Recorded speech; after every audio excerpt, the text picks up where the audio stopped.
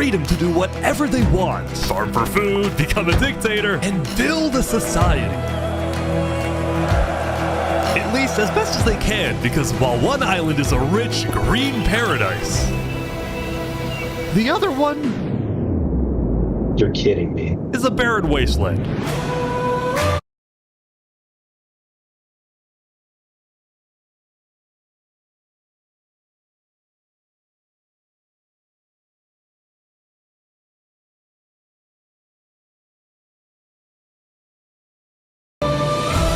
It's up to each player to work with what they've got. Will there be peace between the islands, or will there be war? What ended up happening is the single most amazing story arc I've ever seen. All I will say is pick a nation to root for and enjoy the video. I present to you the Rich and Poor 1,000 player civilization experiment. Don't forget, if you want to participate in these videos, join my Discord server and of course, subscribe to my channel. All right, we got 1,000. Good luck, everyone.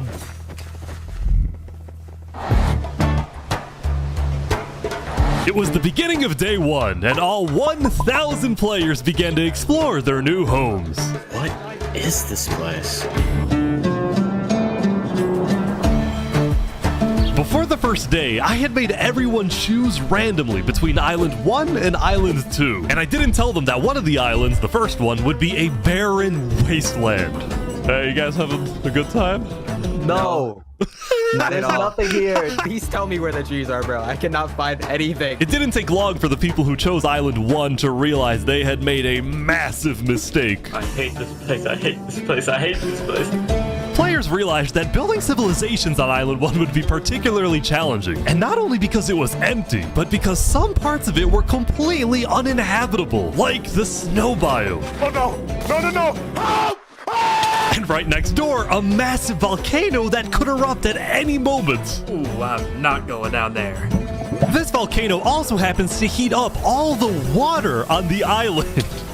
Okay. This killed a lot of people.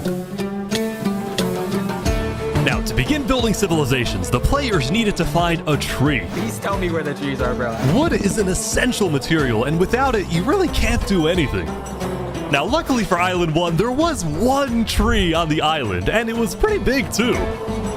But, of course, it was completely surrounded by boiling water. You've got to be kidding me. Meanwhile, let's go over to Island 2. These aren't my clothes. That's not my vase. This isn't my house.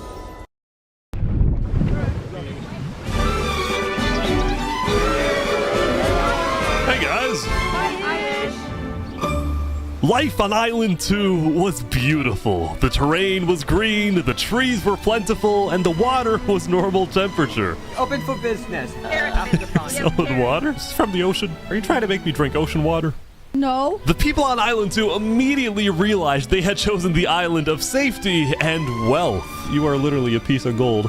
Yeah.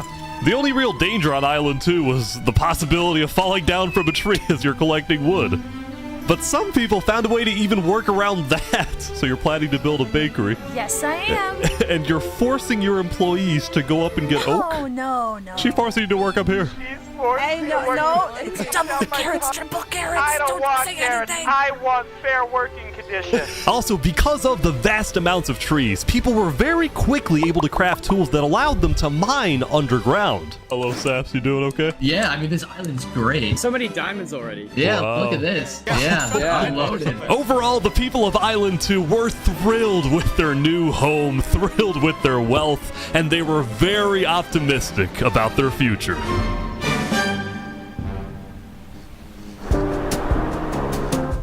By the end of the first day, players on Island 1 had finally reached the big tree. You realize how high up you are. Oh yeah, no, we're not scared. No? No pain, no gain. Island 1 was still pretty far from having fully fledged civilizations, but there were communities starting to form. For example, this player named Remy the Rat made a small restaurant to feed those who were starving. Remy the Rat, what are you serving them here? It's very popular. Bread? And you could... you know? What the frick? Why? Wait, is this a bread line? Yes. Oh no! I also got word that there was a small group of people who had chosen to settle in a weird location. People at the volcano. What type of people would choose to live on a volcano? Hey guys. Hello. What the? Hey, how's it going? Welcome to the mafia. This was Lingolini, and he had recruited about 20 people to join his Italian mafia. His goals were very simple: make friends and get rich. Hold on, Ish, can we tell you a little secret? We found some netherite. Oh, really? Yeah, don't tell anyone though. We're trying to keep it between us. We'll check back in with these guys later, but in the meantime, on Island 2, there were actual huge civilizations starting to form. I don't care about power. I don't care about government. I just want to make a nice place for my people to live. This player named Calmy Cass was the leader of about 50 people in a nation she named the Cass Coalition. And a coalition it was of very different types of people, including pirates, bankers, Canadian cartels, bakery owners, and their employees. I want fair working conditions. How much are you even being paid to work up here? Paid? People are getting paid? Now, later in the day, Island 2 would face its first conflict. What the heck? Hey, you guys can't be destroying the beach. Who are you? A group of about 20 people were extracting sand from the shore right next to the Cass Coalition. Cass was obviously not happy about this, but these people didn't care because they were from a much bigger nation called the Commonwealth. We're actually 5 nations combined into one, so we have strength in numbers. The Commonwealth was a massive civilization that was formed on day 1 when 5 distinct groups were close enough to each other that they just decided to come together and unify under one nation. As a result, the Commonwealth had a government with 5 leaders at the top and over 150 citizens. We're going to turn this mountain into our city currently. Ah, okay. The Commonwealth leaders were very ambitious and wanted to make the Commonwealth the most beautiful, the most respected, the most powerful nation on Island 2, even if it came at the expense of others. Overall, by the end of the day, Island 2 was much further ahead than Island 1, as expected. But let's see what happens in the following days. Wix. One platform, any website. Unlimited creation. As players logged back in the next day, nobody was expecting that the beginning of day 2 would end up having one of the most consequential moments of the entire event. Revy the Rat was running his restaurant when he received a visit from a player named Spoon. Does anyone... Knight, I need food, I'm dying. Yo, Spoon. Yeah. I do have food. You're private, but I need food. Oh, God, I'm too kind. I care about everyone else before myself. It's such a problem. Now, this player, Spood, was a rising leader on Island 1. He was known for always giving away his own food. But some people started to suspect that Spood's supposed generosity was merely a method to gain popularity, to further his political ambitions. That is, until...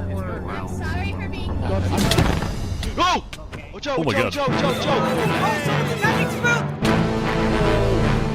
Oh, he's a traitor. He was trying to assassinate Spoon. Spood had survived an assassination attempt, which brought him exactly the attention he needed to cement himself as a legend on Island 1.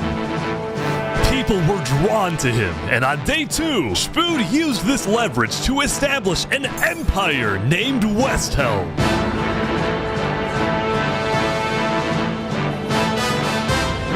These people have made me emperor. This right here is going to be our capital. We're also building a massive coliseum. You mean where people fight to the death? Exactly! Even though the people of Westhelm were still struggling with food and resources, their motivation to succeed was unbelievably high. Earlier, somebody tried to take my life. Someone with this face. But now, he's dead! For the first time, it seemed like the people of Island 1 had hope. The Ballad of Emperor Spoon.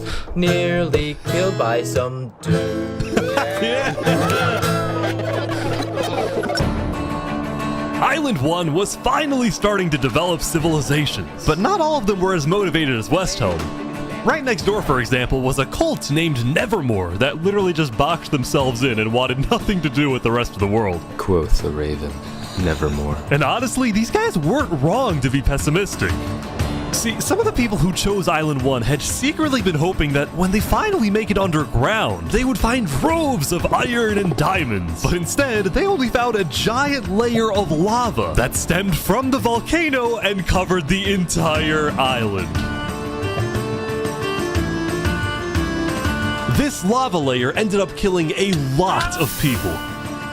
That said, a lot of people weren't necessarily angry at the poor conditions themselves, but more so about the inequality between Island 1 and Island 2. See, even though the two islands had a border separating them, preventing anyone from crossing for now, rumors were spreading about the wealth and the amazing environment of Island 2. Because of this, some people on Island 1 were starting to develop some feelings about the other island. Island 2 might be the better island, but we're the better people. Oh. In fact, artists on Island 1 were already making propaganda posters, some of which were rather concerning, including a few creations by our mafia leader, Lingolini. Speaking of Lingolini, there was some drama on the volcano on day 2. I just survived an assassination attempt. What? Whoa. Mamma mia, help me! I'm getting chased! Lego likes just attacked me out of nowhere and I had to run down the mountain. It was becoming a pretty common occurrence on Island 1 for people to try to rob or murder as a means to get food or resources. But Lingolini was not going to let that slide. Well, what are you gonna do about that then? I put the hit out on him. Everybody in the mafia knows that the Lego likes is an enemy of the mafia. But then, during our interview... Oh, wait, who's coming out over here? There's some people coming out. Oh, those are people from Infernus. They're our allies. Oh, really? Lingolini had decided to share his volcano territory with a larger group called Infernus, whose main goal was to preserve and protect the sacred land of the volcano. I spoke with the leader, a player named Seneca, who described herself as the Queen of Infernus. We are a nation of the flame. We have to treat the volcano with the respect it deserves, and we hope we can work with Lingolini to do just that. Seneca and Lingolini agreed to protect each other in case of an invasion, and use the volcano's height and flowing lava to their advantage.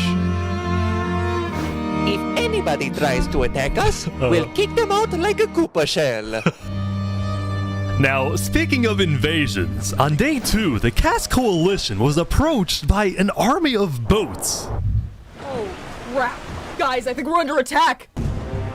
It looked like for some reason the Commonwealth was coming to attack. No, we can't fight this. We gotta run. Get everyone out.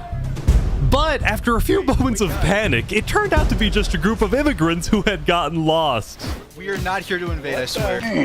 Oh, We are not here to invade you, we promise. Why are y'all here? But I didn't do anything, I just followed them. Brought them all. You didn't do anything. Okay. The leader of the migrants, a player named 3 Below Zero, profusely apologized for the scare, and then the migrants took off. What's going on, Cass? I know they didn't mean to do that. I'm telling my people not to worry. Glad to hear.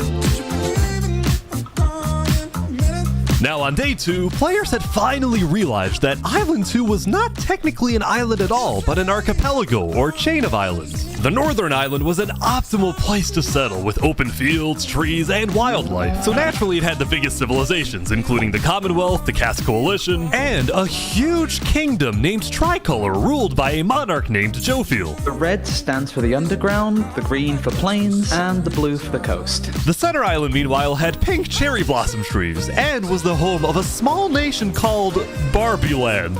What is this? Life in plastic? Oh, God. It's fantastic. Okay. And lastly, the southern island was big, but also extremely dense, flooded with jungles and swamps. As a result, nobody really wanted to stay there, although I did find one person.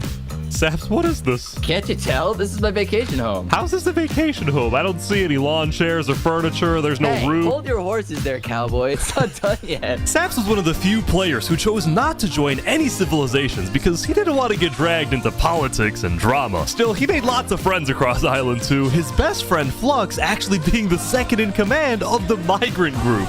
Speaking of, 3 Below Zero and the migrants had finally reached their destination all the way up north. Now, other than accidentally invading the Cask Coalition, these guys seemed pretty insignificant. But little did people know, this new civilization was about to change the entire world.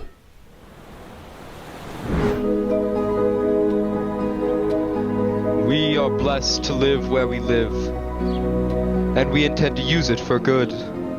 We are enlightened. We are the light. We are Luminara. The migrants had decided to call their civilization Luminara. They saw themselves as the light of Island 2, the innovators, the inventors. See, the reason 3 Below Zero had chosen this specific location to settle, well, it wasn't by accident. After the first day, 3 Below Zero had used content and propaganda released by the people of Island 1 to estimate the location of the other island. He then used a coordinate system to calculate the northernmost point of Island 2. His goal was to settle as closely as possible to the other island so that when the day comes, when the borders drop, Luminara can build a massive bridge connecting the two islands, giving free passage as a sign of good faith to perhaps bring about world peace.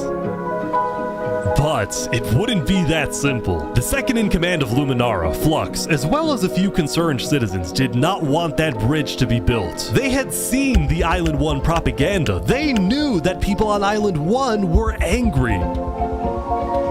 Their fear was that Island 1 would just use that bridge as an opportunity to invade Luminara and perhaps invade the rest of Island 2, leading to a world war. That bridge is a bad idea. Moving up north was a bad idea. Island 1 is going to invade us, and Luminara is going to be their first target. What about the goal of world peace? I respect our leader's goal, but he's dead wrong. We shouldn't be trying to befriend our enemies. The way we're going to achieve world peace is by uniting Island 2 against Island 1. What if 3 Below Zero says no? What if they finish the bridge? Well, then at least they'll know I tried to warn them when Island 1 comes and kills us all.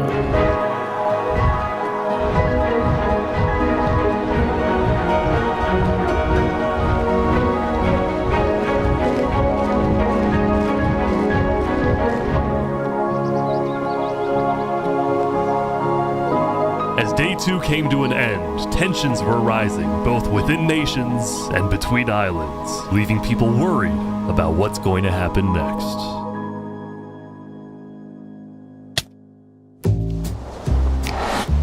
Back at Island 1, I was watching a small group of pirates who called themselves Al-Karasina. Al-Karasina, my friend. We're the baddest pirates around. Now, if you look closely, there was a person of interest hanging around with the pirates.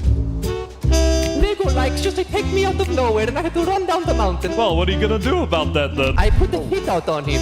So to be clear, Lego Likes had a bounty on his head and he was hanging around pirates. You could probably guess how this ends. Yo, Lego Zanga's here. So is this is everything you guys got, huh? Not much. Ooh. They're boiling him! Oh no! Oh my gosh! The Al-Karasina pirates had killed Lego Likes, but there was a small problem. Did you hear about the news? Yeah, I saw it, but we don't know who claimed the bounty. It didn't say it in the chat. Because Lego Likes had technically died to boiling water instead of a player, Lingolini didn't know who actually killed him. But fortunately for the pirates, when a player dies, the dead player drops their own head, which the pirates believed would be the proof they needed to collect their bounty later today. So you're expecting a payment later? Yes. What we expect. All right. Well, I'll go. You guys let me talk. By day 3, players had basically mapped out all of Island 1 and were finally starting to adapt to the environment. Day 1 was horrific. We literally had bread lines. Day 2, we're building a coliseum, a citadel. I am literally immortal. Hopefully that isn't foreshadowing. Emperor Spood was still the most powerful man on Island 1, and on day 3, he was invited to a big international meeting hosted by a charity group called the Blue Cross. We invited you here mainly to discuss plans in case the volcano erupts. What